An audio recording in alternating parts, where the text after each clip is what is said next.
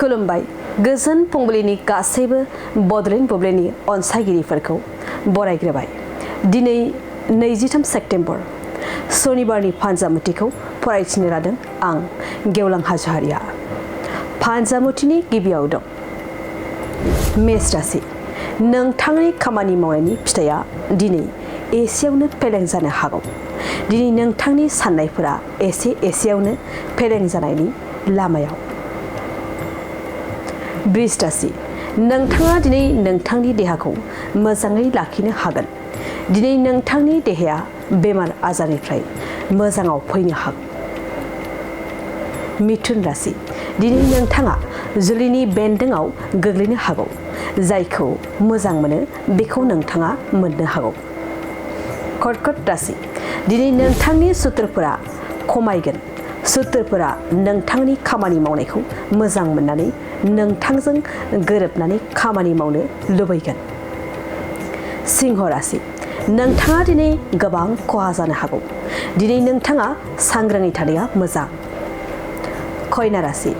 गोबां जार्लायाव दिनै नोंथाङा गोग्लैनो हागौ। दिनै नोंथाङा मोजाङै सानस्लाबनो हायैयाव गोबां जार्लायाव गोग्लैनो हागौ। तुला राशि। दिनै नोंथांनि गोथार सान।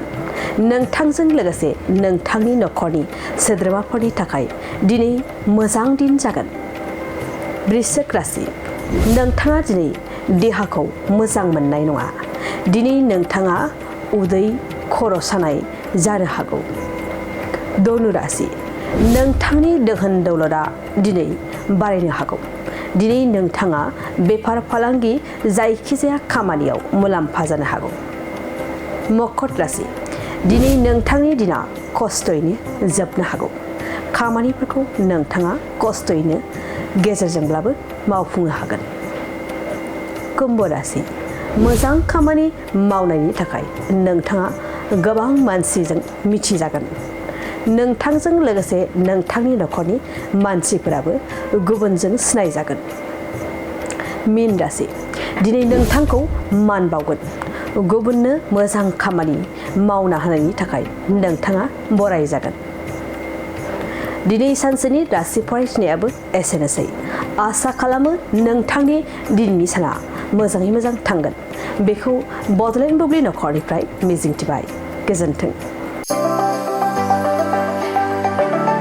बङाइगाव सापागुरि र'डआव थानाय मेगना हुन्डाइ श'रुमआ लानानै फैदों नोंथांमोननि सेराव फुजानि स्पेशेल अफार। ग्रेन्ड i10, नियस, i20, N-लाइन, अरा, भेरना, अल्काजार बेफोर समायना गारिफोर फुजानि स्पेशेल अफारा फैगौ 30 सेप्तेम्बरसिम थागोन। 50,000सिम गारि लानानै गारि अफार नोंथाङा मोनफुंनो हागोन।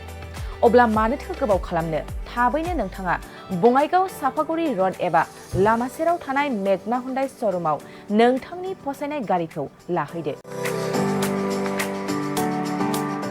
गोबां मिथिनो थाखाय नैबे जानबुं नाम्बार 9101093856 8011827497 700279673 70026948111 आव खौरां लाहर। मेगना हुन्डाइ श'रुम बङाइगाव सापागुरि र'ड।